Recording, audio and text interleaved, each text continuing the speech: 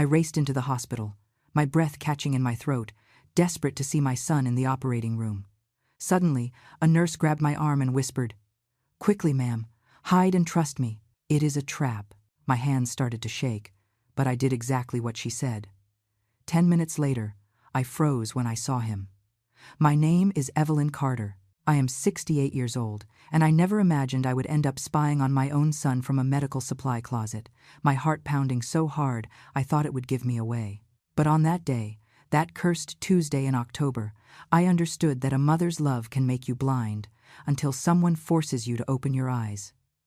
It all started with a phone call at 7 in the morning. I was making coffee on the stove, the kind I like to brew slowly with a sprinkle of cinnamon, when my cell phone vibrated on the kitchen island. The number was unknown. I almost did not answer, but something in my chest told me to take it. "Mrs. Evelyn Carter?" A male voice, serious, rushed. "Yes, this is she. This is the emergency department at Northwestern Memorial Hospital. Your son, Liam Carter, was just admitted. It is critical. We need you to come immediately." The air escaped my lungs. My legs went weak. The phone almost slipped from my hands. "What? What happened? Is he okay? Can I speak to him?" "There is no time, ma'am. Come now. Ask for the surgery wing." They hung up. I do not remember putting on my shoes.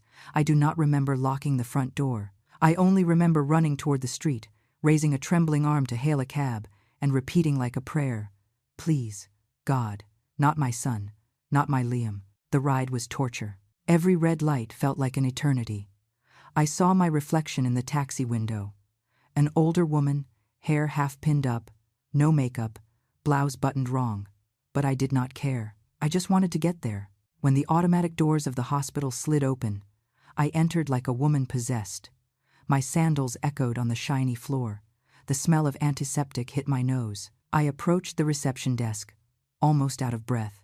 "My son, Liam Carter. They told me he is in surgery." The receptionist looked at me, confused. "Carter? Let me check." While she checked her computer, I felt the world slowing down. Every second was unbearable. And then, from my left, a firm hand grabbed my arm. It was a young nurse, about 30 years old, in teal scrubs with an intense look I will never forget. Her badge said Sarah Jenkins, RN. She leaned into my ear and whispered fast, urgent, "Mrs. Carter, listen to me closely. Your son is not in surgery. He is not critical. This is a trap. Trust me. Come with me. Now." My brain could not process it. A trap? What was she talking about? But something in her eyes, a mix of compassion and determination, made me obey. She pulled me gently toward a side hallway, away from reception. We walked fast. My legs barely responded. She opened a door that said staff only and shoved me into a small room full of boxes of gloves, syringes, and folded sheets. "Stay here. Do not make a sound, and trust me." "But, my son, your son is perfectly fine, and in 10 minutes, you are going to understand everything." She closed the door. I stood there, in almost total darkness, with only a sliver of light creeping in from under the door. The smell of latex and rubbing alcohol made me dizzy. My hands were shaking. My breathing was a disaster. What was happening? Why would Liam be fine if they called me saying he was dying? And then I heard voices. Familiar voices. I peeked through the crack in the door, and what I saw shattered my soul. There he was, my Liam, walking calmly down the hospital corridor. Not a single scratch, no pain, nothing. He was dressed in a crisp white shirt and designer jeans. And beside him, Harper, my daughter-in-law, with her perfectly straightened hair, her bright red nails, and that smile that always seemed too calculated. They were talking to someone, a man in a white coat, and they were laughing. They were laughing. My son, the son I thought was dying, he was laughing like it was nothing. I felt the floor opening up beneath my feet. I wanted to go out, scream at him, ask him what on earth was happening, but Sarah's voice resonated in my head. "Trust me." And I stayed still, watching, listening, because what came next was worse than I could have ever imagined. But before I continue, if this story already has your heart in a vice, subscribe to the channel so you can keep hearing real stories of women who rose up when everything seemed lost Now, let me tell you what I heard that day, because when the truth hits you, there is no turning back. While I remained hidden in that dark room, with my heart beating in my ears, my mind began to rewind. 8 months. Barely 8 months had passed since my life split in two. Arthur, my husband of 43 years, died of a massive heart attack one morning in February. We were having breakfast together, pancakes and hot cocoa, when he simply put his hand to his chest and collapsed on the table. There was no time for goodbyes, no last words, just the atrocious silence of watching him leave without being able to do anything. The first few months were a hell of loneliness. Our house in the suburbs of Chicago, a 2-story colonial with a garden and purple hydrangeas climbing the walls, became a mausoleum of memories. Every corner screamed his absence. The recliner where he read the Wall Street Journal, his coffee mug forgotten on the bookshelf, the smell of his aftershave, which still floated in the bathroom. The house was worth $1,500,000, according to the appraiser. Arthur also left me $80,000 in savings, the result of a lifetime of honest work as a certified public accountant. We were not rich, but we never lacked anything, and now all that was just mine. Liam appeared at the funeral with Harper. I had not seen them in months. He worked at a marketing firm, and she was an influencer, so she said. I never quite understood what she did, but I always saw her in expensive clothes and with that air of superiority that made me uncomfortable. Mom, you cannot stay alone in this big house, Liam told me as we watched his father's casket being lowered. His eyes were dry.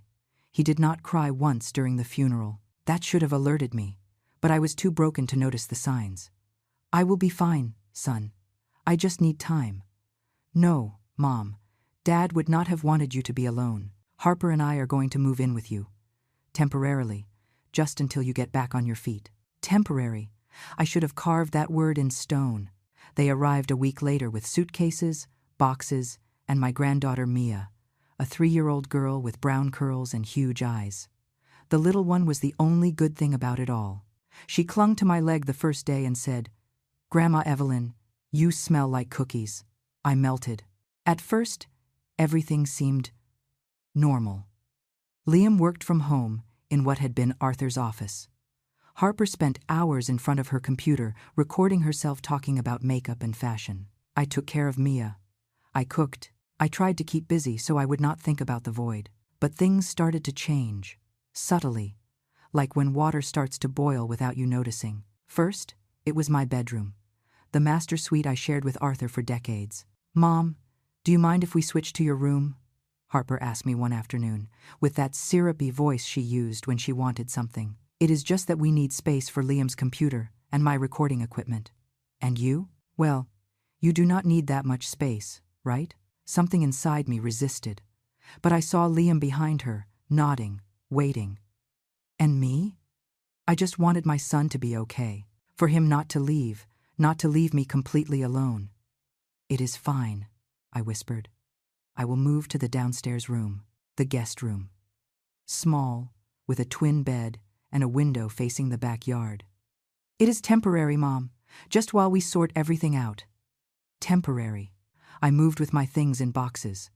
I watched Harper redecorate my room with new gray sheets, fancy throw pillows, and a giant mirror with ring lights. They erased every trace of Arthur, every trace of me. Then came the other things. Mom, you had better keep your things in the downstairs pantry. We need the upstairs one for Harper's supplements. Mom, could you not use the living room when we have guests? People from work are coming and, we do not want interruptions. Mom, do you mind if we lock the pantry? A lot of food is being wasted and we have to watch the budget. Every request was a small death. Every "do you mind" was actually a disguised order. And I kept saying yes, because I was afraid of being left alone, afraid they would leave, afraid to admit that my own son was displacing me from my own home. But the worst had not yet arrived. One day, looking for some old photos of Arthur, I went into what used to be my bedroom. They were not there. I opened the dresser drawer looking for the family album, and then I saw it. My pearl necklace, the pearls my grandmother gave me on my wedding day. 18 perfect, pink pearls, strung on white gold. I had kept them in my jewelry box my whole life, promising myself that one day I would give them to my granddaughter. They were there, in Harper's jewelry box, among her cheap earrings and costume bracelets. I picked them up with trembling hands. They still smelled like my perfume, but now they were mixed with her things, as if they were hers. I did not say anything. I put them back and left the room feeling like I had just lost something more than jewelry. That night, lying in my small bed in the guest room, I heard laughter upstairs. Harper and Liam were celebrating something. Music, glasses, clinking, and I, in my own house, felt like an intruder, like a tolerated servant, like a nuisance. But I still did not know that the worst was just beginning. How did I go from being the owner of my house to feeling invisible in it? Wait, because what comes next is even more painful. Liam was not always like this. I need you to understand. The man who now treated me like an old piece of furniture was not the boy I raised. Or maybe he was, and I never wanted to see it. My son was the center of my universe for 35 years, an only child. He arrived after 5 years of failed attempts and 3 miscarriages that almost destroyed me. When I finally held him in my arms, I swore he would never lack anything. And I delivered, maybe too well. Arthur always told me, "Evelyn, you are spoiling him. That boy needs boundaries," but I could not do it. Every time Liam cried, I ran. Every time he asked for something, I got it. Every time he got into trouble, I fixed it. When he failed a semester in college, I got a professor friend of Arthur's to pass him.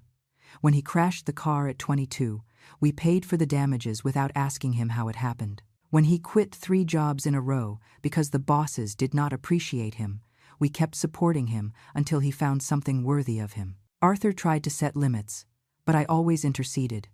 He is our only son. What are we going to do? Leave him to his fate? And then he met Harper. She appeared 6 years ago at a family dinner, tall, thin, with that straight hair cascading over her shoulders and a smile that showed all her teeth. She wore a fitted, wine-colored dress and impossibly high heels.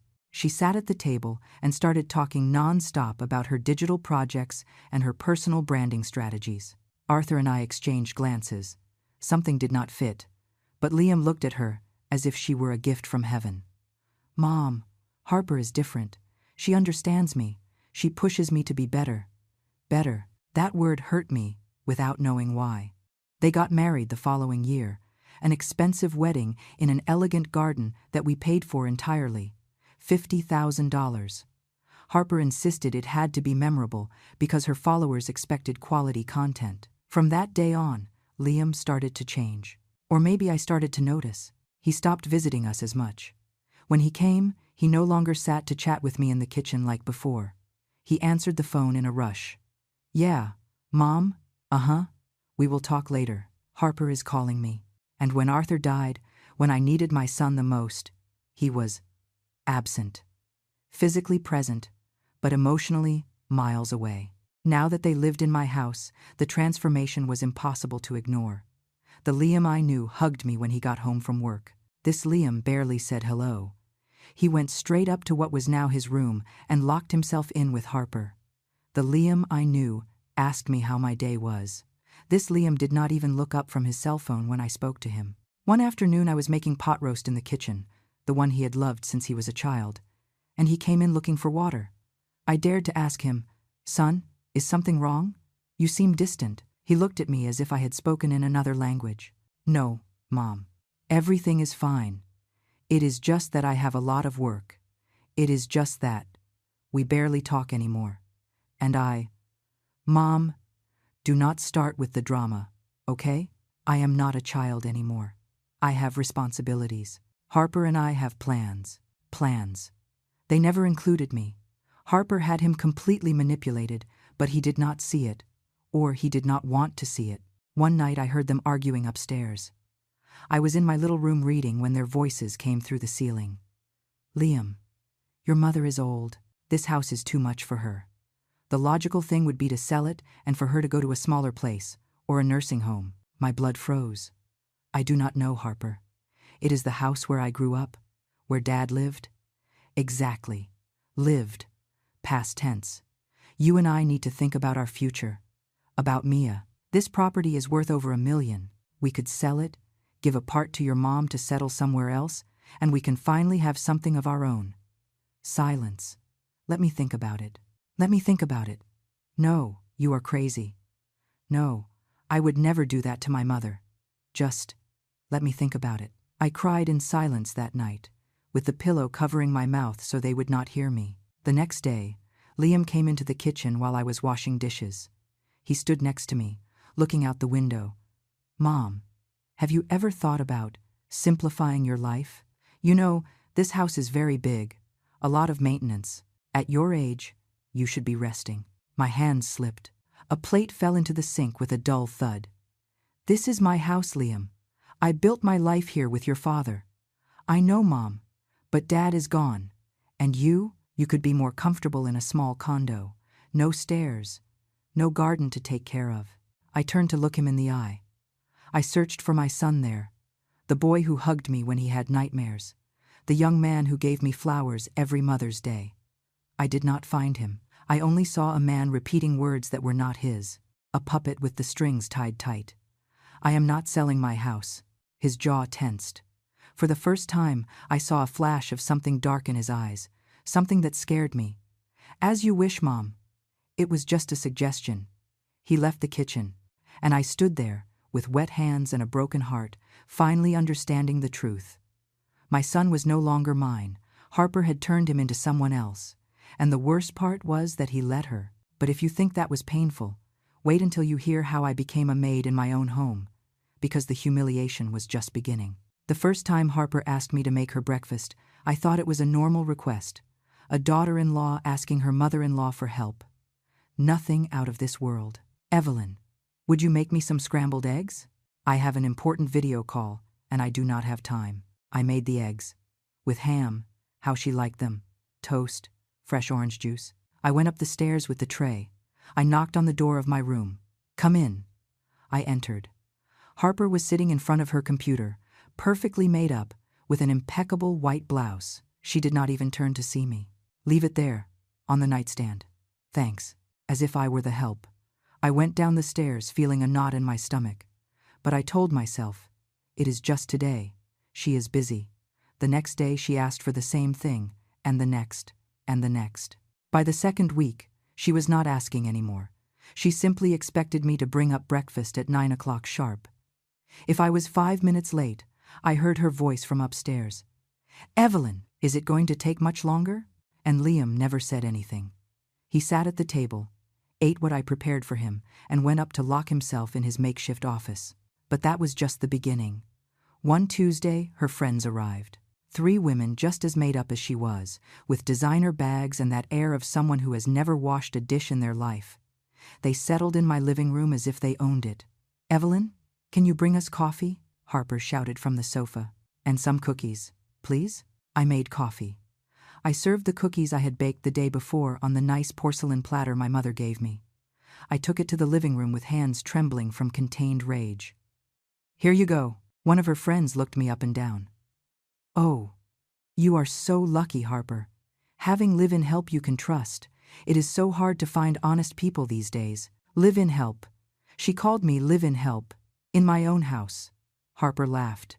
She did not defend me. She did not say, she is not the maid. She is my mother-in-law. She owns this house. Nothing. She just laughed and kept chatting as if I were invisible. I went down to the kitchen. I closed the door. And I let the tears fall silently over the sink. The humiliations became routine. Evelyn, Mia's clothes are dirty. Can you wash them? Evelyn, we are out of toilet paper. Go buy some. Evelyn, guests are coming today. I need you to clean the living room and make some snacks. Every order hurt like a slap in the face. But the worst part was that Liam allowed it.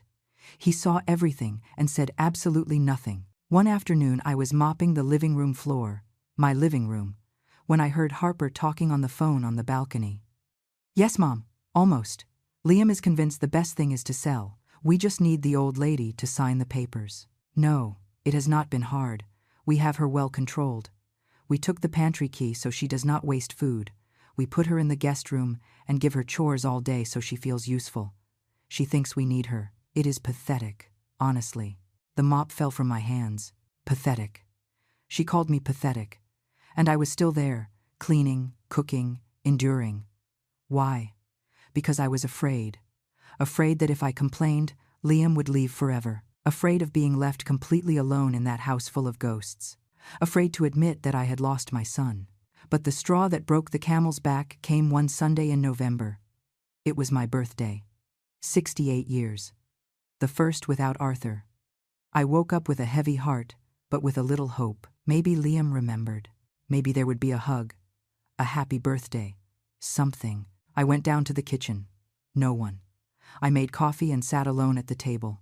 Hours passed. Liam came out of his room at noon, went straight to the fridge, took out a soda, and went back up, without looking at me. Harper came down at 2 in the afternoon, perfectly dressed as always. "Evelyn, did you make lunch yet? I am hungry." I looked at her. I waited for her to remember. To say something. Nothing. "I am going to make something," I murmured. I cooked, I served, they ate, they left. And I stayed there, in the kitchen, looking at the calendar on the wall, with the date circled. November 11th. My birthday. No one remembered. No one. That night, lying in my small bed, something inside me broke. But not like before. This time, I did not cry. This time, I felt something different. Rage. Pure, clean rage that burned in my chest. How much longer was I going to take this? Until when was I going to allow them to treat me like this? At what point had I stopped being Evelyn Carter, owner of her life, to become a doormat everyone stepped on? Arthur would never have allowed this. And I was betraying him by allowing it. I sat up in bed, turned on the light, and made a decision. If they wanted to play dirty, I would learn the rules. If they wanted to take everything from me, they would have to step over my dead body. Because it was one thing to be kind. It was another very different thing to be an idiot.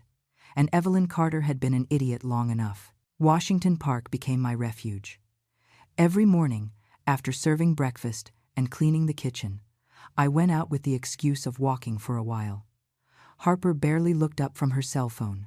Liam did not even notice. I sat on the same bench, under the big oak tree, and watched life go by. Women with their grandchildren, elderly couples holding hands, pretzel vendors, normalcy, something I had lost without realizing it. It was there that I met Mr. Theodore Vance. Let's call him Theo, a man of about 75, with completely white hair, thick-rimmed glasses, and a carved wooden cane he did not really seem to need. He always had a folded newspaper under his arm and a bag of crumbs for the sparrows. The first day we only exchanged greetings. The second, a comment about the weather. On the third, we sat on the same bench without saying anything, simply sharing the silence. After a week, we started talking. "Do you live nearby, ma'am?" 3 blocks away, the colonial with the purple hydrangeas. "Ah, I know it. Beautiful property. Do you live alone?" And that is where I broke. I do not know why. Maybe because he was a stranger. Maybe because I could not bear the weight alone anymore. I live with my son, my daughter-in-law, and my granddaughter. But yes, I feel very alone. Theo said nothing. He just nodded, as if he understood perfectly. The following days, little by little, I told him everything. The humiliations, the silent dispossession, how they had turned me into a servant in my own home. How my son looked at me without seeing me. He listened without interrupting, without judging. And when I finished, after almost 2 weeks of venting, he said something that changed my life. "Mrs. Carter, do you know the difference between a victim and a survivor? No. The victim waits for others to change. The survivor takes control of her own story." He adjusted his glasses. "I was an attorney for 40 years. I specialized in family law. And believe me when I tell you this, what they are doing to you has a name. It is called financial exploitation and elder abuse." The words hit me. I had never thought of it that way. But he was right. And what can I do? He is my son. Precisely for that reason, you must act. Because if you do not do it now, when they try to take everything from you legally, it will be too late. He leaned toward me. "Do you trust me?" Something in his look calmed me. I nodded, then listened very carefully. Theo explained that I needed to document everything, every conversation, every humiliation, every plan I heard. And, above all, I had to legally protect my assets before they made any official move. Do you have a cell phone they do not know about? I have Arthur's old one. I kept it in a box. Perfect. Charge it. Record conversations. Take photos of documents. Everything you can without them suspecting. But, isn't it illegal? In your own home? Protecting your own assets from fraud? No. Illinois is a two-party consent state for recording, but there are exceptions for crime detection. And regardless, we need the information to build the defense strategy. Even if some tapes aren't admissible in court, they give us the roadmap. But take photos. Photos are safe. Note: to keep the legal logic sound for the story, we can assume a one-party consent state like New York, or just rely on the moral imperative. Do not worry about the technicalities right now. Just get the information. He gave me the name of a trusted estate attorney, Mr. Harrison, with an office downtown. Tell him I sent you. He will know what to do. I went back home that day with my heart beating differently. For the first time in months, I felt something like hope. That night, while everyone was sleeping, I took Arthur's old cell phone out of the box in the closet. I plugged it in to charge in my room, covering it with a towel. The screen lit up with the photo he had as a background, the two of us in Hawaii, smiling under a palm tree. "Forgive me, my love," I whispered. "I should have done this sooner." The following days I became a spy in my own house. I learned to keep the cell phone hidden in my apron pocket, to turn on the voice recorder when I heard them talking, to take discreet photos of papers they left on the table. And what I discovered froze my blood. One afternoon, while I was cleaning the study, what used to be Arthur's office, I found printed documents between the pages of a magazine. I recognized the logo, a law firm in the city. I took photos fast, my hands shaking. It was a petition to declare me incompetent due to cognitive decline. They had appointments with a private psychiatrist, a calendar with marked dates, and at the bottom, in Liam's handwriting, 6 months max. I felt the floor move under my feet, but I did not cry. This time, I took the photos and put everything back exactly as it was. The next week, I went to the attorney. Mr. Harrison received me in his elegant office. He was a man in his 50s, formal but kind. "Theo told me about you, Mrs. Carter. Tell me everything." I showed him the photos, the recordings, everything. His expression darkened.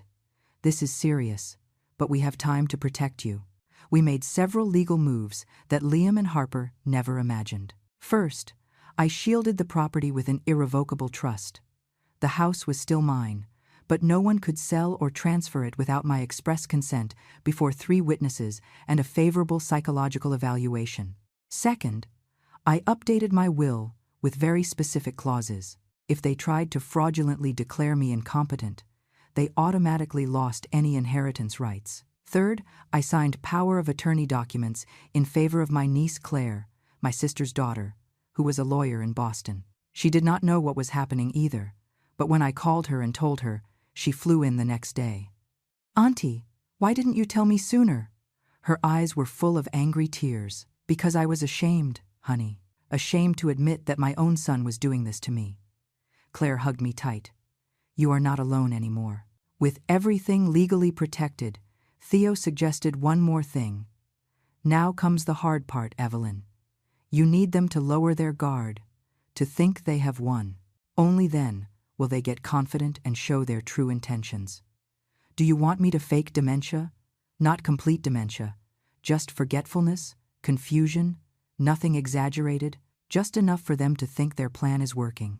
It was the hardest thing I have ever done in my life, pretending I was falling apart when inside I was sharper than ever. I started forgetting things. Where had I put my keys?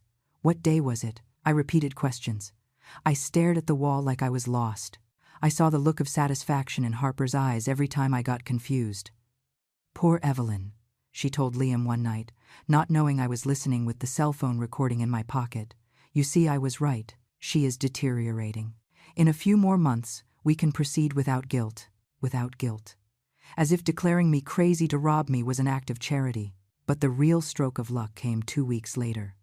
I heard them planning the emergency, the fake call, the hospital. The accomplice doctor, who was a cousin of Harper's, The power of attorney documents they would make me sign in the desperation of the moment. I recorded it all.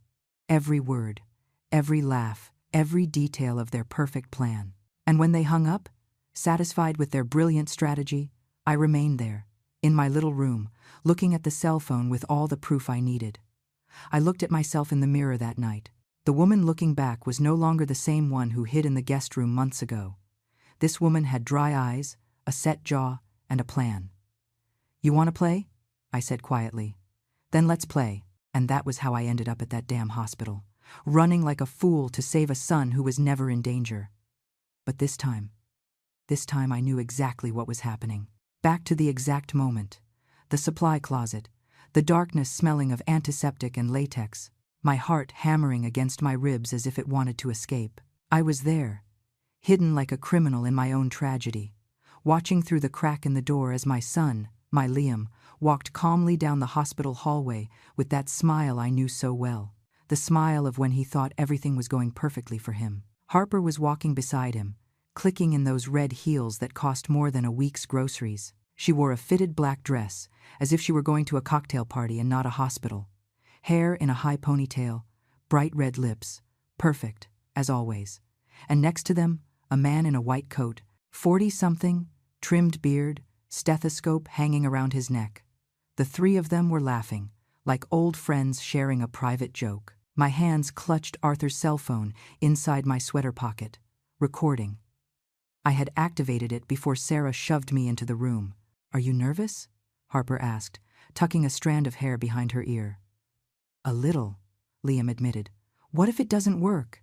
The man in the coat, the supposed doctor, laughed. "It's going to work, Coz. I told you it's foolproof. The old lady is going to arrive desperate, hysterical, without thinking twice. You throw yourself on the bed, look pale, moan a little. I go out looking very serious to give her the diagnosis. Surgical emergency. We need $40,000 immediately for the procedure. And while she processes the information, you put the power of attorney papers in front of her. Mom, just sign it. It's to speed up the insurance claim. Sign, we transfer the money, and when she realizes the operation was never necessary, it's already too late." Harper clapped softly, like an excited child. "You're a genius, Brandon. That's why you pay me, sweetie." Brandon winked at her. "Besides, with how senile the lady is lately, she won't even remember clearly what she signed. We'll tell her it was the shock of the moment." Liam ran a hand through his hair. He looked uncomfortable. Only looked. What if she gets mad later? If she gets difficult? "Oh, Liam, for God's sake." Harper rolled her eyes. "We talked about this 1,000 times. With the 40 grand, we pay the lawyer to speed up the incompetency filing. In 2 months she is declared. In 3, the house is ours. In 4, we put her in a nice home, one of those with gardens, and we start our real life, without her getting in the way. She is my mom, Harper. She is a burden, Liam, and you know it." Her voice hardened. "Or have you forgotten how she treated us before? Always meddling in our relationship, always giving her opinion, always reminding you that the house is hers. Well, now she will pay for making us feel less. Lie. I never treated them badly. I never meddled in their relationship beyond what was normal." But Harper had rewritten history in my son's head until he believed her version.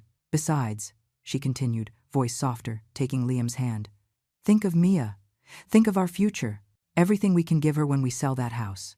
$1.5 million, baby. Can you imagine? A new condo in the city, new car, trips, private schools for the girl, everything we deserve." Liam nodded slowly, and in that moment, I knew I had lost him completely. The boy I raised, who cried when he saw a sad movie, who hugged me and said, "You are the best mom in the world." That boy was dead, and this man, this stranger, had taken his place. "What time did you say she would arrive?" asked Brandon, checking his watch. "I called her 40 minutes ago," Liam replied. "She should be here by now. I told her it was urgent, that he was critical." "Perfect! Then let's go to room 3. Everything is ready there. The bed, the monitors, the fake IVs, the whole show." They started walking down the hall, toward me. I pressed myself against the wall of the room, holding my breath. They passed inches from the door. I heard their footsteps fading away. And then Sarah appeared. She opened the door slowly. Her eyes shone with that mix of compassion and urgency I saw from the beginning. "Did you hear everything?" I nodded, unable to speak. The tears finally came out, but not of sadness, of rage, of a fury so great my whole body shook. "I recorded it," I whispered, showing her the cell phone. Sarah smiled. "Good. Now listen to me carefully. My shift ends in 10 minutes. I am going to walk out with you through the staff emergency exit. They are waiting for you at reception and in room 3. They will not see you leave. Do you have somewhere to go?" "Yes, I have. I have people waiting for me." "Perfect." Sarah took out her cell phone and took photos of the 3 of them from afar, subtly. "Take this, in case you need more evidence. My mother went through something similar 5 years ago. Her own sister tricked her to take her house. Since then, when I detect these situations, I act. I am not going to let what happened to my mom happen to another lady." I hugged her, tight. "Thank you. Thank you for saving me. Do not thank me yet. Save yourself. Go with those recordings to the authorities, and do not let them get away with it." We went out through the employee door. The fresh afternoon air hit my face. October in New York, gray sky, smell of rain coming. I walked 2 blocks before flagging down a taxi. I gave him the address of Theo's office. During the whole ride, the cell phone vibrated in my purse. Liam calling. Once, twice, 5 times, 10. Text messages from Harper. "Evelyn, where are you? Did you get to the hospital? Liam is looking for you. He is worried. Answer, please." Lies. All lies. I arrived at Theo's office. He was waiting for me with Claire. As soon as they saw me enter, they knew I had what we needed. "I have it all," I said, taking out the cell phone. "Every word, the whole plan." Claire played the recordings.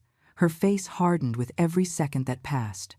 When it finished, she slammed her palm on the table. "Those bastards! Auntie, this is enough to proceed legally. We can file charges right now." "Wait," said Theo, raising his hand. "Not yet." "Why not?" "Because if we file the complaint now, they are going to deny everything. They will say the recording is fake, that Evelyn is confused, that she misunderstood, and although we have evidence, the legal process will be long and painful." He took off his glasses and looked directly at me. "Evelyn, do you trust me?" "Yes." "Then let's do this right. Let them believe they won, but just a little longer, and when they are celebrating their victory, that is when we hit them. With everything. In front of everyone. So there is no doubt about who they really are." Claire was going to protest, but I raised my hand. "You are right. I want everyone to see. The family, the friends, everyone. I want Liam to understand exactly what he did and have nowhere to hide." Theo smiled. "Then let me explain the plan." And there, in that office, with the sky darkening outside and my heart beating with a mix of fear and determination, we planned the end of the story. My end. The one I would write. They wanted to play tricks, but they didn't know I had just learned the rules of the game. And this time, I was going to win. I arrived home almost at 8 at night. The lights were on. From outside, I heard angry voices. I paused for a moment in the driveway, breathed deep, and entered acting the role of my life. I opened the door trembling. It was not hard. My nerves were still shot. Liam was in the living room, pacing from one side to the other with his cell phone in his hand. Harper was sitting on the sofa, arms crossed, and that annoyed face I knew so well. "Mom! Where the hell were you?" Liam practically shouted at me. "I called you 1,000 times. You went to the hospital and disappeared. We were worried sick." Worried sick.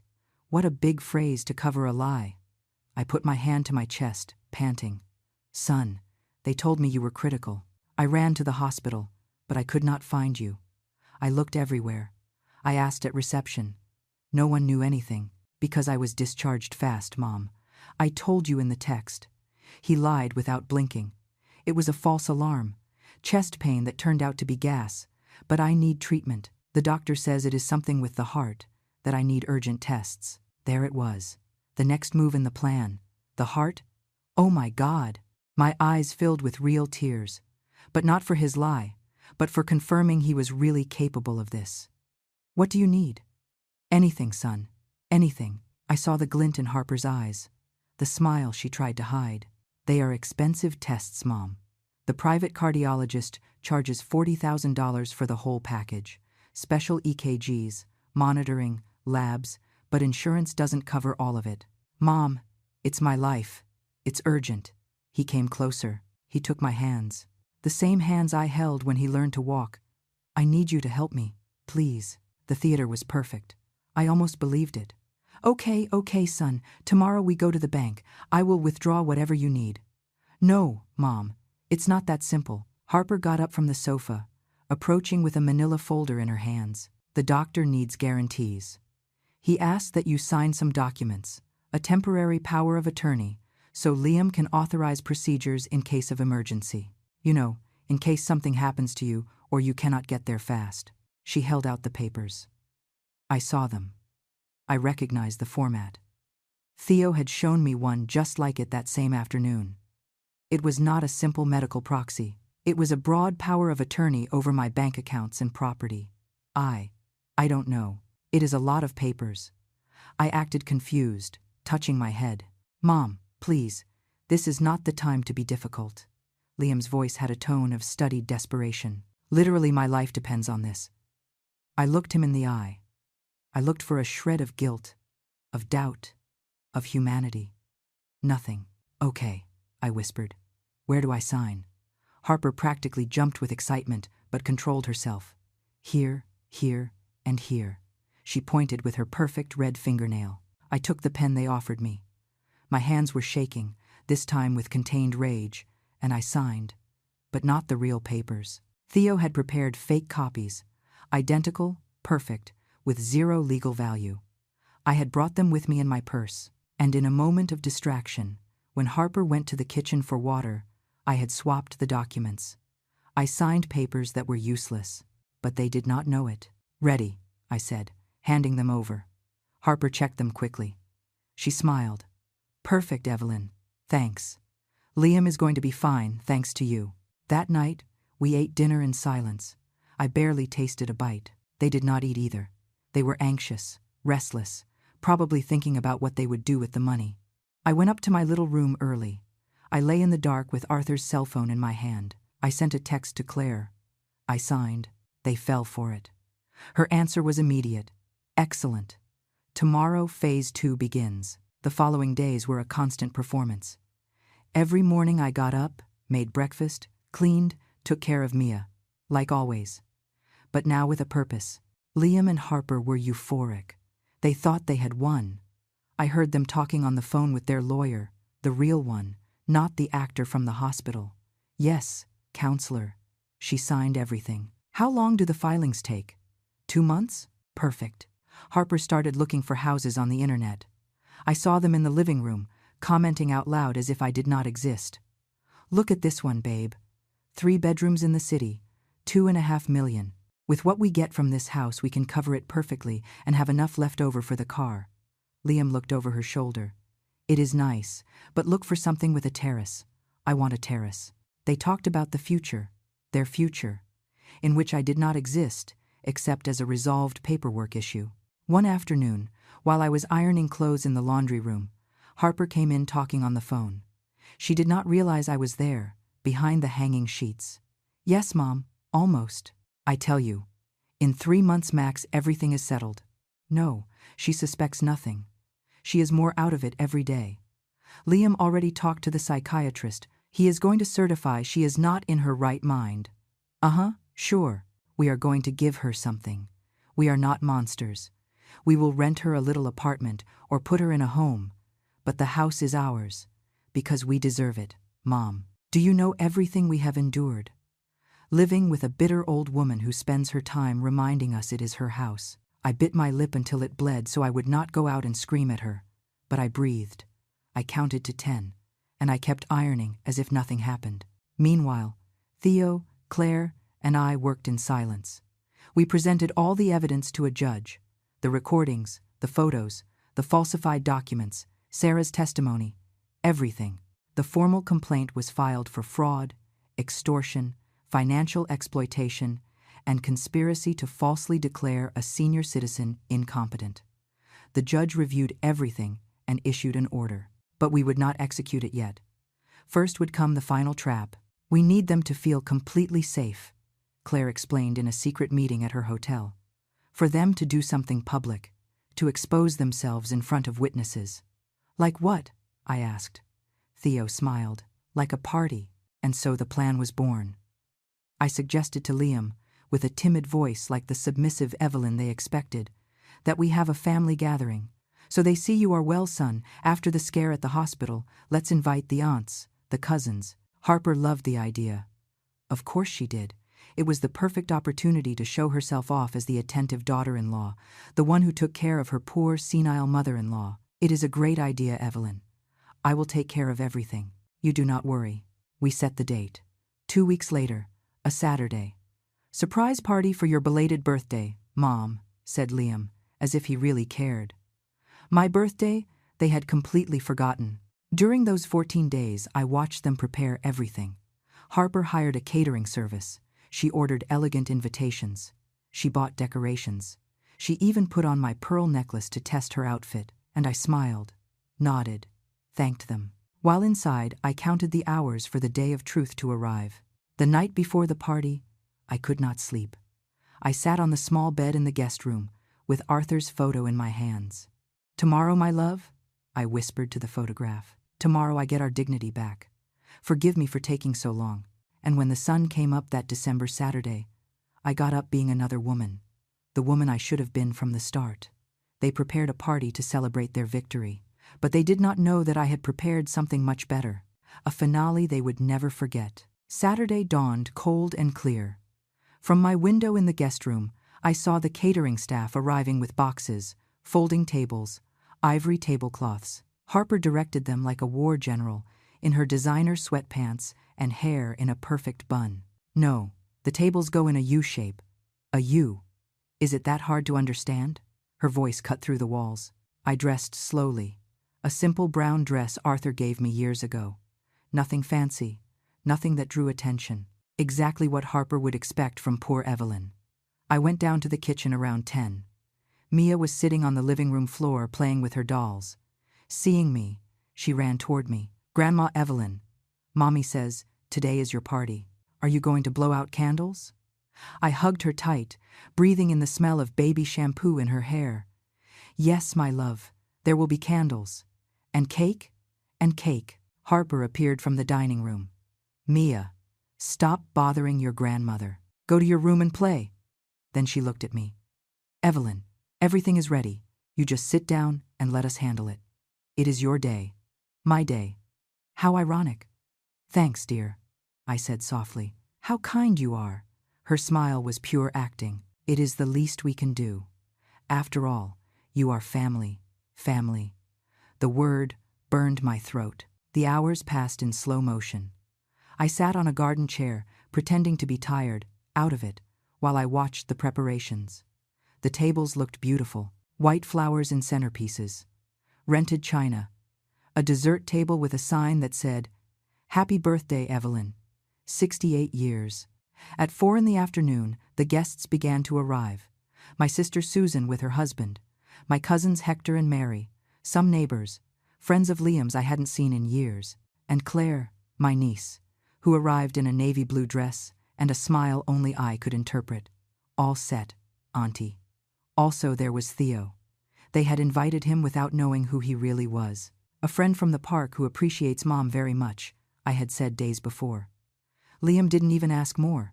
And finally, the special guest no one expected, a court officer, dressed in plain clothes, mixed among the guests, with the legal documents in an envelope inside his jacket. Everyone hugged me, congratulated me. Evelyn, what a lovely party. You look great. What nice children you have, organizing all this. If they only knew. Liam and Harper played their role to perfection. He took my arm, guided me to the head table. She served me punch, offered me appetizers. Eat, Evelyn, it is all delicious. The great performance in front of the audience. At 5:30, Liam asked for attention by tapping a glass with a knife. Everyone went silent.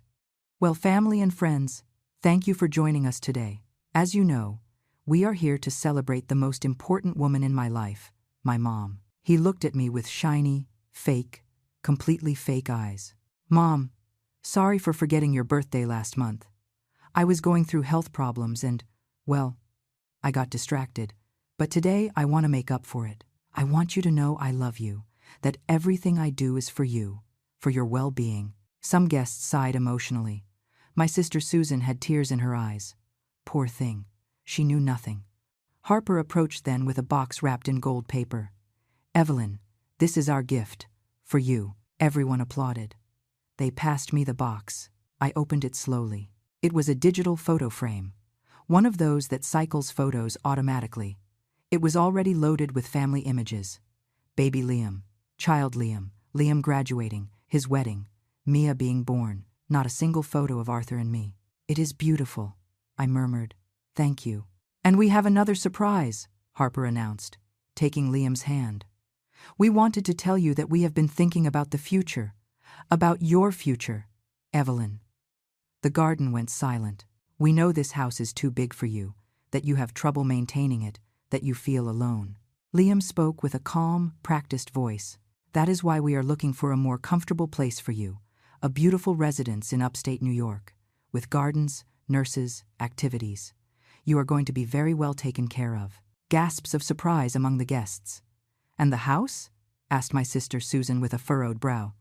We are going to sell the house, Harper replied naturally. With that money, we secure Evelyn's future in the residence, and Liam, Mia, and I can finally have a home of our own. It is best for everyone. I saw the guests' faces. Some nodded, thinking it sounded reasonable. Others looked uncomfortable. Theo looked at me, waiting for my signal. Claire squeezed her cup of punch so hard I thought she would break it. In fact, Liam continued, taking some papers out of his jacket pocket, Mom already signed the documents giving us authorization to proceed, because she understands. She knows this is for the best. He showed the papers to the guests, the fake ones, the ones that were useless. But they did not know that. Harper smiled. Susan cried, thinking it was something emotional, and Liam looked at me, expecting me to nod like the submissive little old lady he thought I was. I took a deep breath, and I smiled, a smile that froze him. Everyone celebrated, I said in a clear voice, louder than I had spoken in months. I just smiled and said, Son, you really do not know, do you? Liam froze. The color drained from his face. Harper frowned. Know what? I stood up from the chair. Everyone looked at me. Know that those papers you have in your hand are worthless, that they are fake copies, that they never had any power over my assets. Absolute silence. Liam looked at the documents as if they were going to burn him. What? Know that I have all your conversations recorded, every plan, every lie, the trap at the hospital, the fake doctor, everything. Harper took a step back. You are confused, Evelyn. No, Harper, for the first time in months, I am completely lucid. I took my cell phone out of my pocket. Do you want to listen? And there, in front of all the guests, I played the recordings. Harper's voice. We have her well controlled. It is pathetic, honestly. Liam's voice. What if she gets mad later? Cousin Brandon's voice. The old lady is going to arrive desperate, hysterical. The garden filled with scandalized whispers. Susan put her hands to her mouth. The neighbors looked at each other. Mary shook her head, incredulous. Harper tried to grab my cell phone. That is illegal. You cannot record without permission. In my own house, protecting my assets from fraud. Yes, I can, I replied calmly. And I have witnesses. I have evidence. And I have something else. I looked at Theo. He nodded. Evelyn. Liam's voice trembled. Mom, please, I can explain. No, not anymore. I looked him in the eye. I had 8 months to hear explanations. 8 months enduring humiliations. Being a servant in my own house. Watching you plan to rob me of everything. Waiting for you to react at some point. For you to remember who raised you. Who loved you unconditionally. Tears rolled down my cheeks. But they were not tears of sadness. They were liberation. And the worst of all, Liam, is not that Harper manipulated you. It is that you let her. That you chose to believe her and betray your own mother. He tried to get close. Mom, do not touch me. I took a step back, and then Theo approached with the court officer. Evelyn Carter has a formal complaint filed against you too, said the officer with a firm voice, for fraud, extortion, financial exploitation, and conspiracy to falsely declare a senior citizen incompetent. The guests erupted in murmurs. Harper turned pale. This is a misunderstanding. It is no misunderstanding, Claire intervened, stepping up. We have all the necessary evidence, and now you have two options. The garden turned into an impromptu courtroom. The guests formed a semicircle around us, some with mouths open, others with eyes full of tears. The birthday cake remained intact on the table, with its unlit candles, a mute witness to it all. Claire took a folder out of her bag. All her movements were precise, professional. Option 1, she said firmly, opening the folder for everyone to see the official documents. We proceed with full criminal charges: financial fraud, 3 to 12 years in prison; domestic abuse, 6 months to 4 years; conspiracy, aggravating factors could add up to 5 more years, plus restitution for moral and financial damages. Harper was shaking. Liam looked about to faint. Option 2, Claire continued, closing the folder. Liam and Harper leave this house today. You take only your personal clothes and objects you can prove you bought with your money. You sign a document relinquishing any future claim on this property, and Liam agrees to attend mandatory family therapy if he wishes, someday, to rebuild the relationship with his mother. And Mia? My voice came out broken. Why was that child the only innocent thing in all this? Mia stays temporarily with her grandmother, under provisional custody, Claire explained. She asked to stay with you herself when we explained her parents would have to leave. Harper can visit her under supervision until the definitive situation is resolved. Harper exploded. You cannot take my daughter. This is kidnapping. This is child protection, responded the court officer. The child was living in an environment where a felony was being committed. The judge already authorized it. Harper's eyes shot fire. She looked at me with a hatred so pure I felt cold. This is all your fault, you stupid old woman. If you had just given us what was ours from the beginning. What was yours? My sister Susan stepped forward, voice shaking with indignation. Yours? This house was built by Evelyn and Arthur with 40 years of work. You didn't put in a dime. How dare you? Because he is her son, screamed Harper. Because he deserves it more than her. Because she is already old and already lived her life. Now it is our turn. The silence that followed was sepulchral. Even the catering staff had stopped working to watch. Harper, I said with a calm. I did not know where I was getting from. I welcomed you into my home when you had nowhere to live. I opened my door to you, to give you a roof, food. I took care of your daughter as if she were my own blood. And you called me pathetic. You took my room, my dignity. You planned to steal everything from me. And worst of all, you turned my son into a thief. I turned to Liam. He could not look me in the eye. Mom. His voice was barely a whisper. I did not want it to come to this. You didn't want to? Really? My voice rose for the first time. 48 years contained in that shout. Liam, you planned to trick me with a fake hospital. You signed papers to declare me incompetent. You let me sleep in the guest room while she wore my pearl necklace. And you didn't want it to come to this? Tears finally welled up in his eyes, but it was too late. I thought it was for the best, that you would be fine in a home, that we could what? Theo spoke for the first time since it all began. His voice sounded like a disappointed father. Could live in a stolen house? Sleep in a bed bought with a mother's pain? Look that little girl in the eye and tell her you betrayed her grandmother to give her a better life? Liam covered his face with his hands. My sister Susan approached him. Liam Carter, I have known you since you were born. I saw how Evelyn took care of you when you had pneumonia at 5 years old. 3 nights without sleep, praying for you to survive. I saw how your father worked double shifts for years to pay for your college, and this is how you repay them. You should be ashamed. I am ashamed, he wept. I am ashamed. Harper pulled his arm. Don't tell them anything else. Liam, let's go. We'll get a better lawyer. This isn't going to end like this. Yes, it is going to end like this. Claire's voice was pure ice. Because if you don't accept option 2 right now, this instant I will proceed with the full complaint.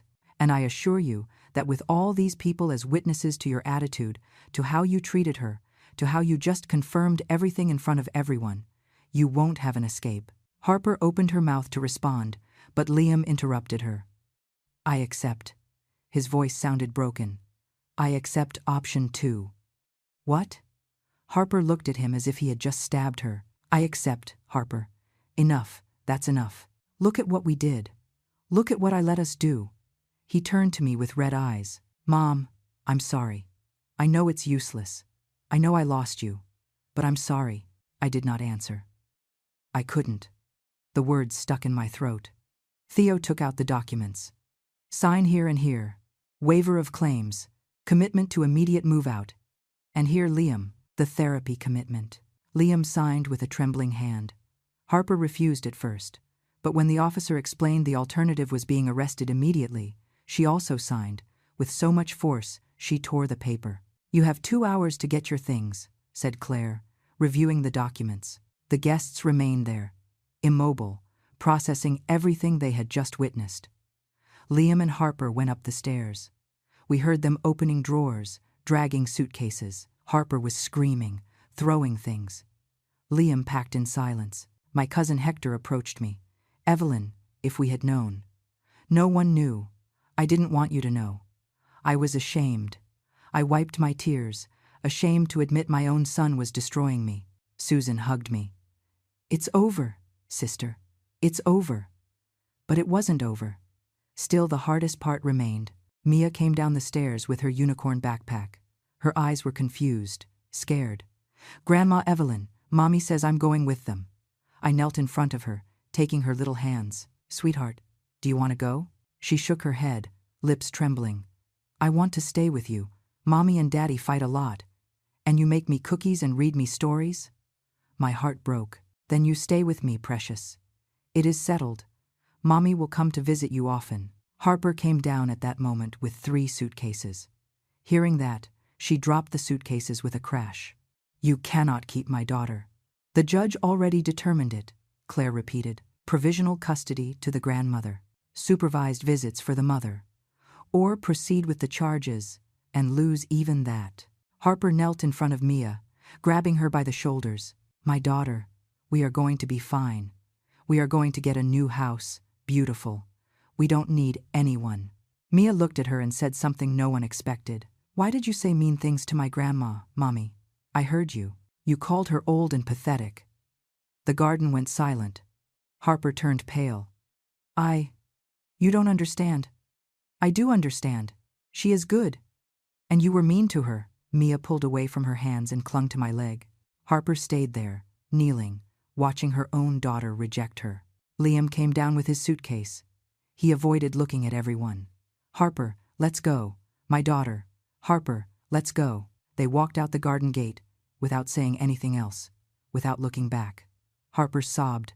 Liam walked with slumped shoulders, like a defeated man, and I watched them go.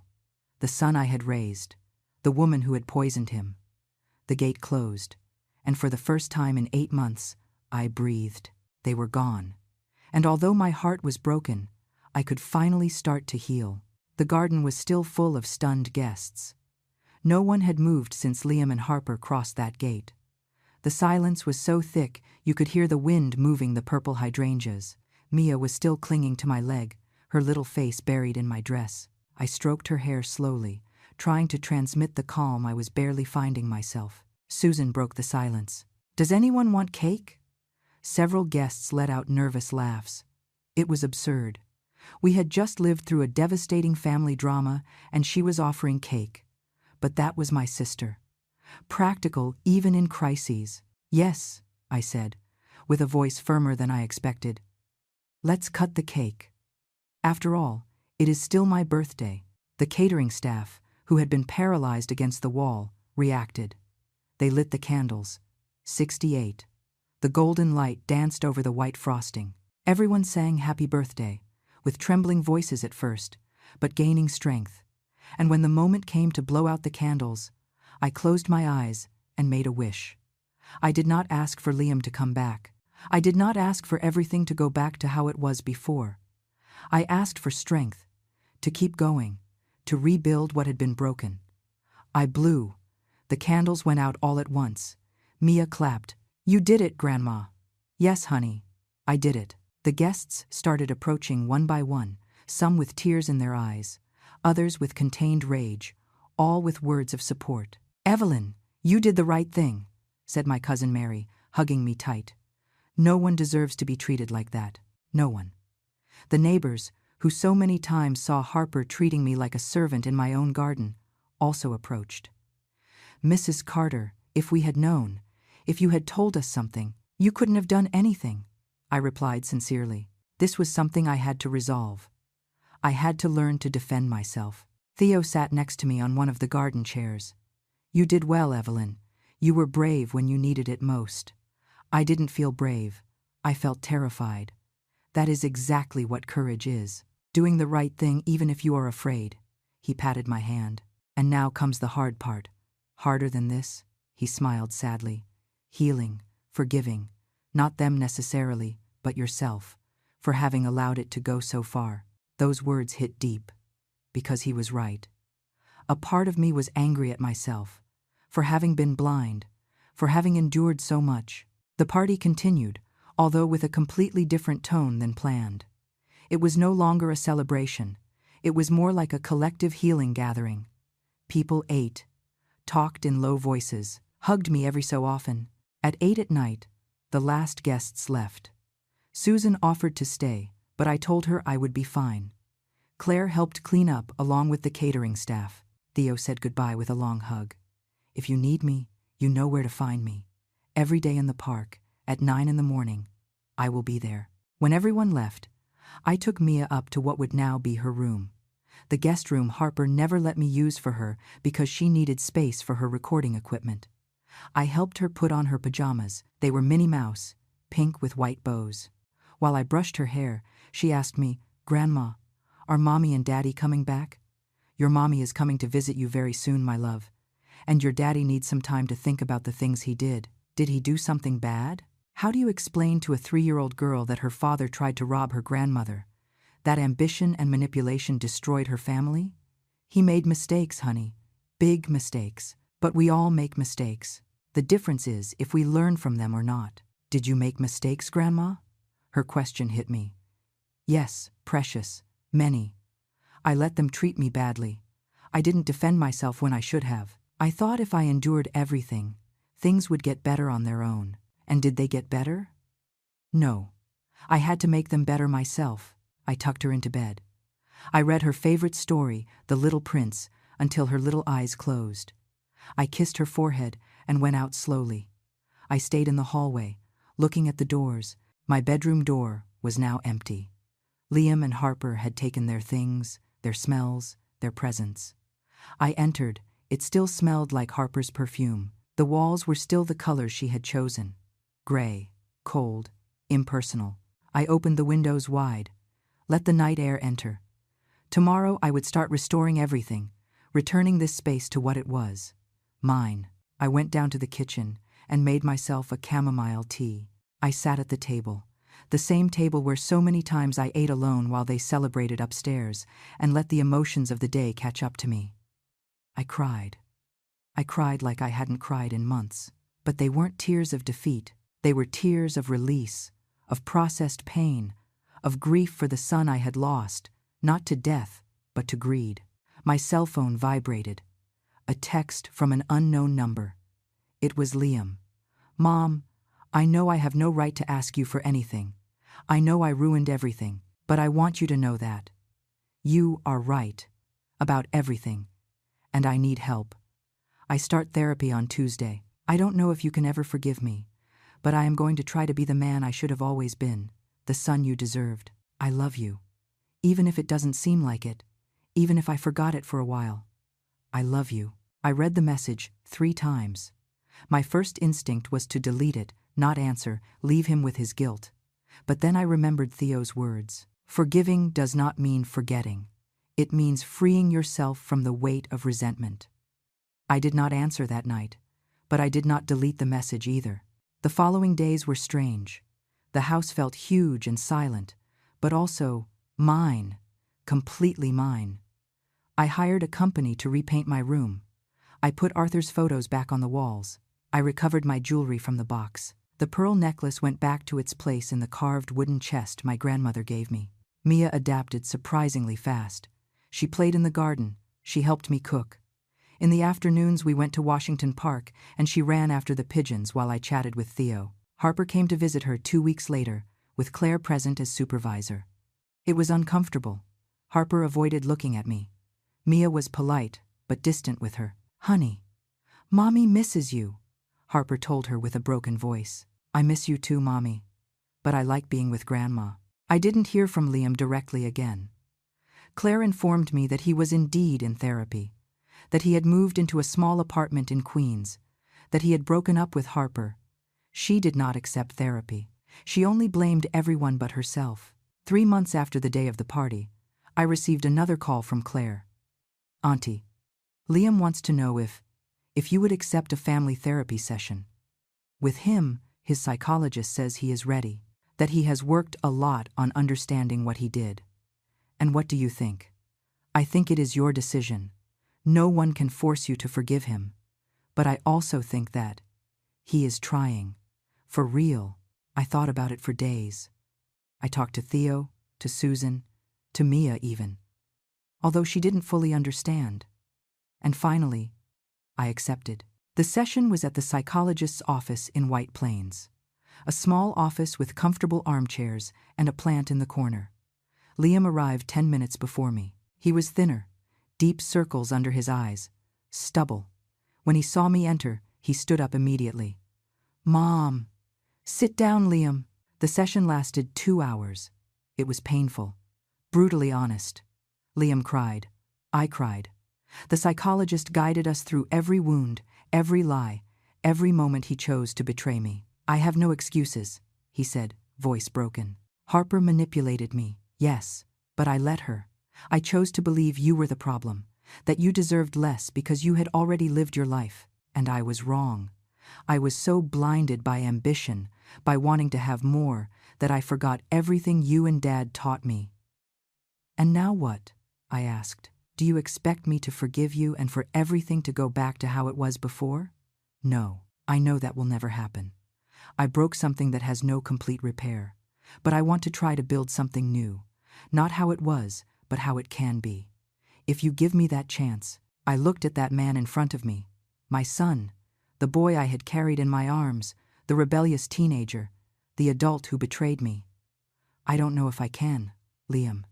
It still hurts too much. I understand. And I will wait, as long as necessary." We left the office without hugging, without promises, but with something we didn't have before: honesty.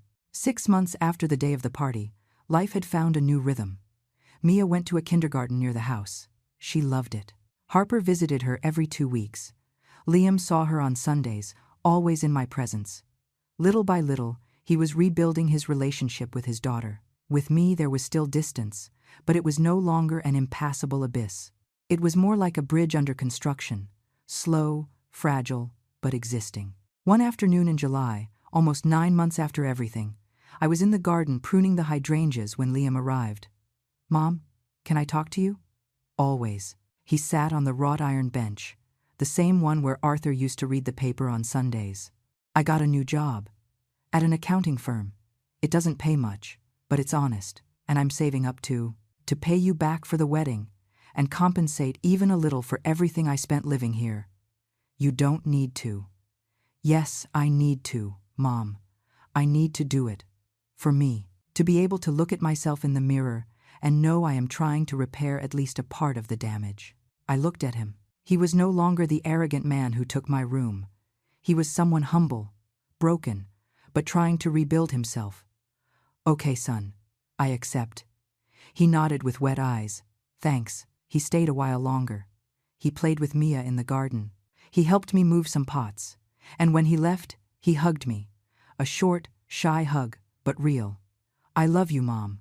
I love you too, son, even though it's hard for me." He smiled sadly. "I know. And I understand." Today, as I write this almost 2 years later, I look at my house, my reclaimed house. The hydrangeas keep growing purple and beautiful. Mia is 5 years old and helps me bake cookies every Saturday. Liam comes to dinner once a month. There are still uncomfortable moments. There is still pain that hasn't gone away completely. But there is also something new. Dignity.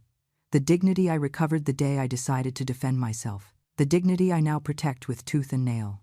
Harper tried to sue me for Mia's custody. She lost. The judges saw all the evidence. Now she has very limited visitation.